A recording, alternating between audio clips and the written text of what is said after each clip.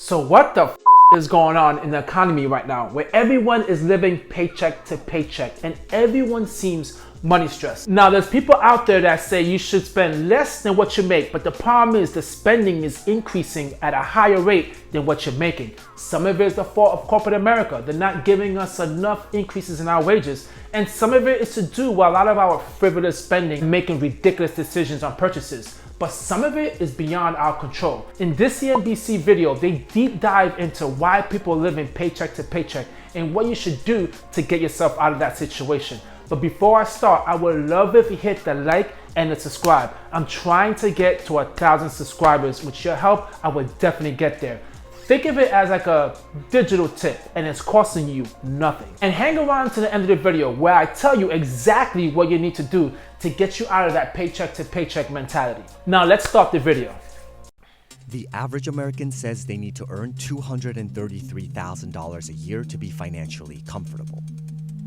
But in 2021, American workers on average made only $75,203 annually. Americans are sort of looking at how much money they would like to have to be financially secure, and that ends up being basically 3 times what the average income is in this country. And to be essentially wealthy or really successful, it's magnitudes above that. Now, $200, I think they said $30,000 is a lot of money. And the reality is the median household is making $75,000.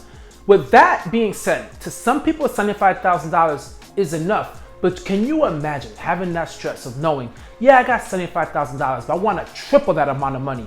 A lot of people cannot do that, especially if you're working in corporate America, tripling your money to get to $233,000. Because I'm gonna tell you this, lifestyle creep is real. There are people out there who make more than 100 grand, probably make $233,000 and still feel like they're living paycheck to paycheck. So tripling your money might not be the only solution. 72% of Americans said they weren't financially secure given their current finances. And more than a quarter of Americans said they'll likely never be financially secure. That's really unfortunate because you're working so hard trying to make all this money and you feeling like, I'm never gonna be able to retire. I'm never gonna be able to be financially free. All my goals I'm not gonna be able to hit because the economy is to a point where I cannot even survive. That's a stress that you should not have, but it's a reality and a lot of people are experiencing it.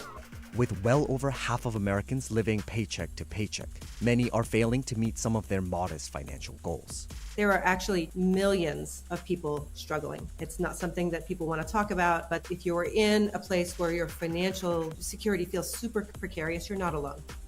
And it's not your fault. I like the fact that she said that. A lot of people are living paycheck to paycheck, but they're not gonna tell you. No one really discusses how much money they make. They keep it a secret because why? They don't wanna be embarrassed. But the reality is, most people live in paycheck to paycheck. You might not know it. Why? Because people have access to credit. So credit cards can mask all that by going on vacation, posting it on Instagram, doing all these things that making people feel like, wow, these people got it made. They got it figured out. They have so much money and they're enjoying life. I want to do that. How they do that? Using credit, and that gets you into a worse bind. So be honest with yourself. You're struggling right now, but you're gonna fix it. There's ways. How? We're gonna get there. Let's do some budgeting. Americans working full-time earned a median monthly income of about $4,400 during the second quarter of 2023. The average worker takes home 75.2% of gross wages after taxes and benefits, shrinking the take-home pay to about $3,308. And that just isn't enough to cover the cost of living in America today. The cost of healthcare, that has skyrocketed. The cost of attending college has skyrocketed. The cost of purchasing a home has skyrocketed. But nowhere has anyone said wage growth is up 15%. $3,300 is not gonna cut it, especially as she stated, everything is increasing. The cost of medical, buying a home, your car insurance, gas, everything is increasing at an alarming rate. But one thing, as she mentioned, is not increasing is our paychecks. Right? Take a look at some of the most essential expenses for Americans. The median monthly rent in the US is $2,029 as of June 2023. That amount already accounts for over 46% of the Americans' median pre-tax income. But most US agencies classify spending more than 30% of one's gross monthly income on rent as being rent burdened. Nearly 50% of your income is going to rent. To put this thing in power perspective, think of it this way.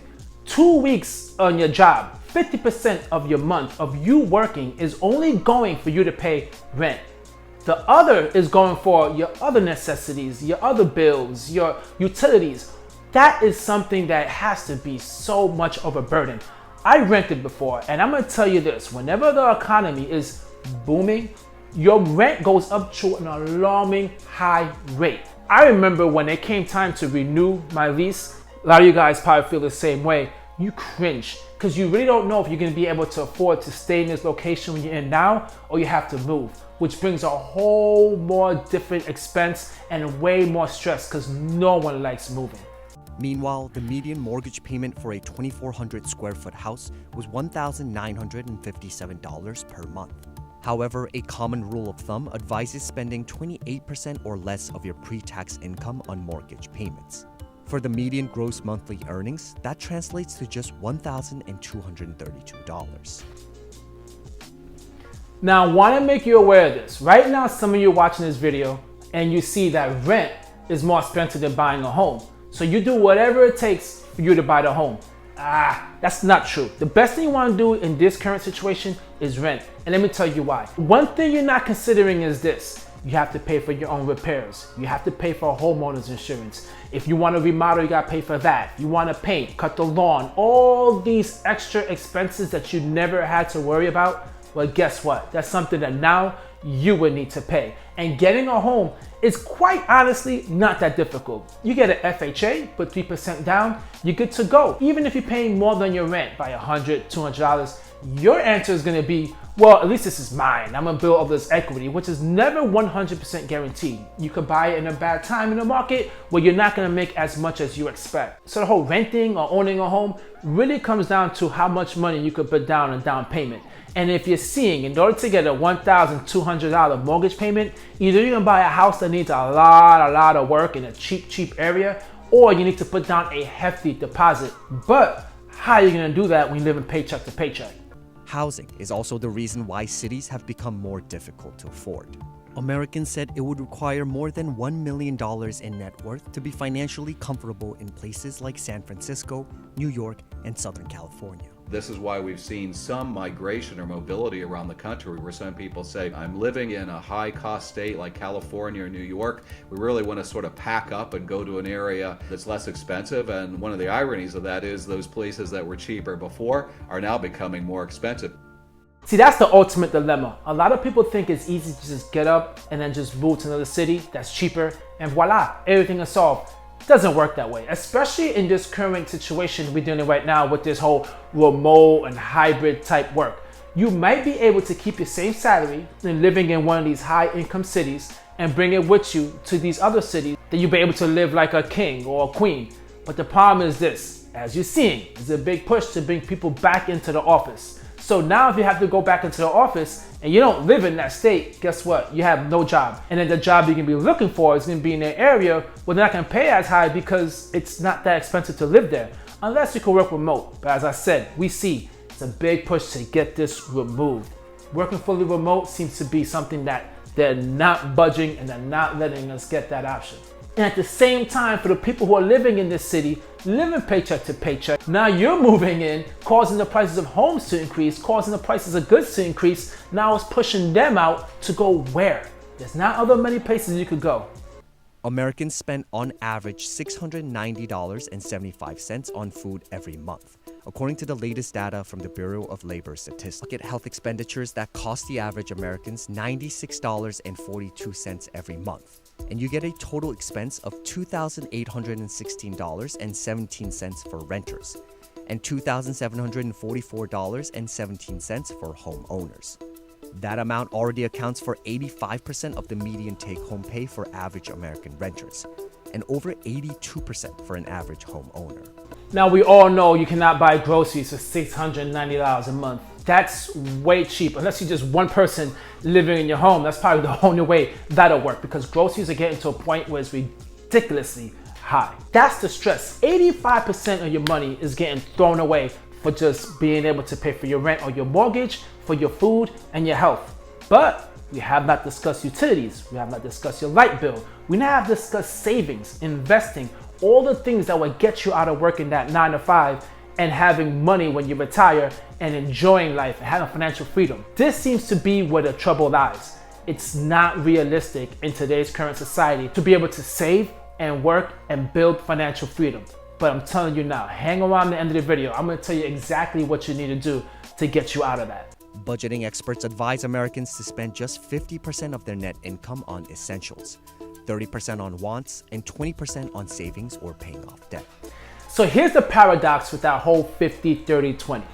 The problem is 50% on essentials obviously is not the case. As you saw from the other clip, 85% of your money is going to basic necessities in your life, which means that 50% is more like 85%. But the problem with our current society, and I would blame consumerism as well, is this. If that is increasing, then something else is decreasing, which is your wants. We do not like as a society to not get the things that we want. So what happens is, you do what? You get credit cards. You start swiping those credit cards to get that satisfaction of your want. But that chart is only for the money that you're spending on cash and you earn, not what you use on credit cards. So that 85% essentials, guess what? It's increasing because you need to pay that credit card payment. So that's where so many people put themselves in a bad bind. That 50% turns to 90%, 95%, and all you're working for now is to pay off debt, which is not a good thing. The cost of capital is going up very rapidly, and many of the kind of toeholds we saw for lower income households was because they were having access to credit and to home loans and to other things in a relatively flat economy where they still had a good job market. The ability to access credit, both for small businesses and for households, is getting much harder as the financial system becomes more risk averse in that space. Credit is essential because Americans don't have the savings to cover big expenses. More than 40% of Americans blamed insufficient retirement funds or emergency savings as a reason for financial insecurity. That's the unfortunate reality. So many people are living on just credit cards. But once that gets taken away, what are the options that you have? You have no emergency savings. To be honest with you, you don't have enough money left over in the end of the month to even survive to pay for these emergencies that come up. So that's the scary thing about it, that now the economy is recognizing everyone is just swiping and they're not able to pay it back. So they're making it harder for you to get credit cards, or they might make it easier, which is some of these credit cards that are charging ridiculous rates. But now you're putting yourself in a worse situation because you're paying now these credit cards, these high rates, nothing but interest with a little bit amount of principal. And now you're making this stress expand and go out longer. Ultimately, the answer here is that solutions have to be arrived at the macro level as well as the household level. And so at some level, we all need to try to own our own financial success by managing our money as well as we can across the range of areas like emergency savings and retirement. That is exactly true. And that was what I was making you guys wait for to explain the end of the video, is how you're able to handle things in your own household and what you need to do. The harsh reality is this: you cannot anymore work on just one income. Now you need to have two, whether it's a passive income, whether you're doing a side hustle, like getting any type of side gig, which is Instacart, Uber Eats, or starting your own business on the side. You need to take opportunities now, because having just one source of income is not gonna cut it. You need to dedicate all your skills into creating a business. Read some books, get a mentor, do whatever it is. Your 9 to 5, remember, is a tool to sharpen your skills. You are an asset in your company. Take those same skills and apply it to your own business, because a 9 to 5 could quickly turn to a prison sentence if you keep on increasing your debt and thinking that the economy is gonna fix itself on your jobs and give you a raise. It's not gonna happen. You gotta be able to create your own income. You give yourself your own raise by picking up a side business or a side hustle.